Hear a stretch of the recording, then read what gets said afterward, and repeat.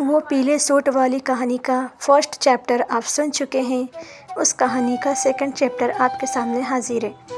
न जाने क्यों उसे देखकर दिल तेज़ी से धड़कना शुरू कर देता था। उसने तो मुझे शायद देखा भी न हो, पर मैं उसे हमेशा ही देखता था, जैसे तो उसी का इंतज़ार रहता था आँखों को। अपनी साइकिल के आगे हमेशा फूलों को सजाए रखती थी। शायद फूलों से ज़्यादा ही प्यार था उसे।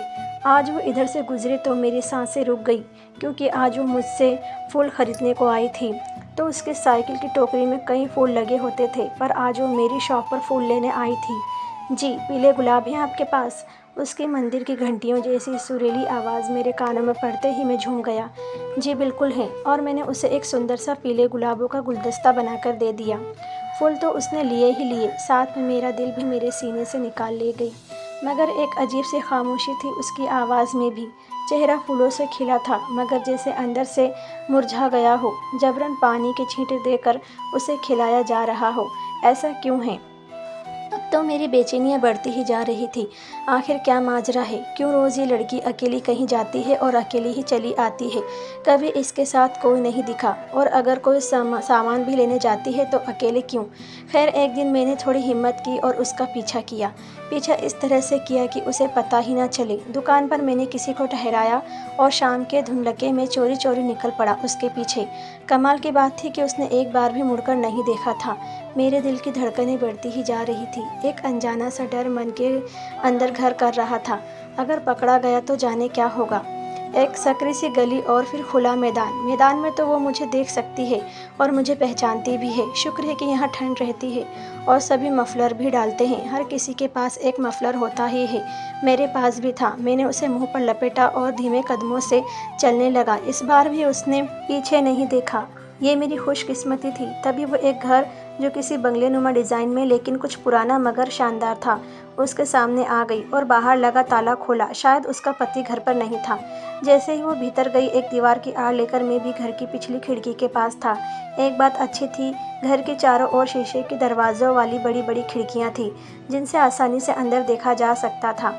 मन नहीं मान रहा था, पर जाने कैसे मैं खुद को रोक न पाया और एक शीशे के साथ लगा दी अपनी निगाहें। कुछ साफ तो नहीं दिखा, मगर वो किसी कमरे में चली गई थी।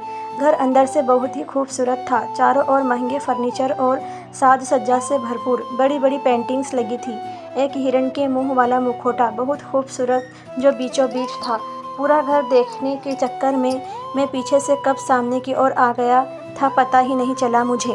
मैं लगभग पूरे हॉल को देख चुका था, लेकिन कोई कमरा नहीं दिखा। फिर वो कहाँ चली गई? ये तो एक रहस्य बन गया था मेरे लिए। मैं बड़े ध्यान से देखने की कोशिश कर रहा था, मगर कोई कमरा नज़र नहीं आया। तभी मुझे किसी के बोलने की आवाज़ आई।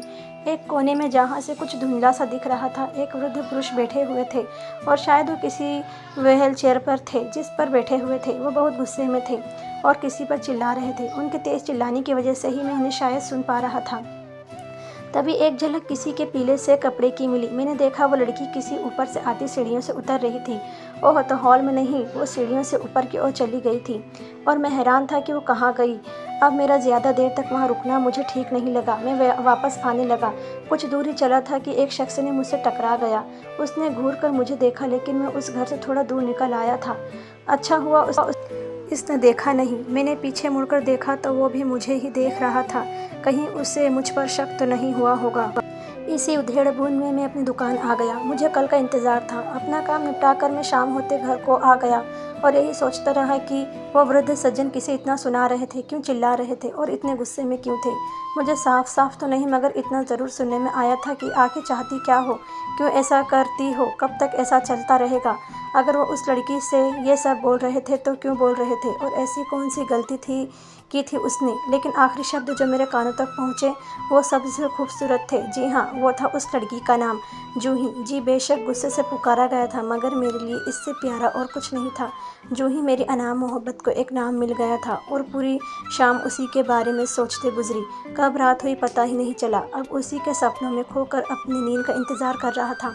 आज सुबह उठते ही जल्दी जल्दी सारा काम पूरा किया और निकल गया दुकान की ओर। आज मुझे उसका बड़ी बेताबी से इंतज़ार था, जाने कब वो आएगी। इसी सोच के साथ अपना काम करने की कोशिश में था, मगर दिल था कि तो उसे बस उसी के बारे में सोचना अच्छा लगता था और किसी काम में दिल नहीं लगता था। शायद इसीलिए कि मेरा नाम जय था और हमारा नाम एक दूसरे से मिलता था। अगर नाम मिला है तो शायद तकदीर भी मिल ही जाए, लेकिन कैसे?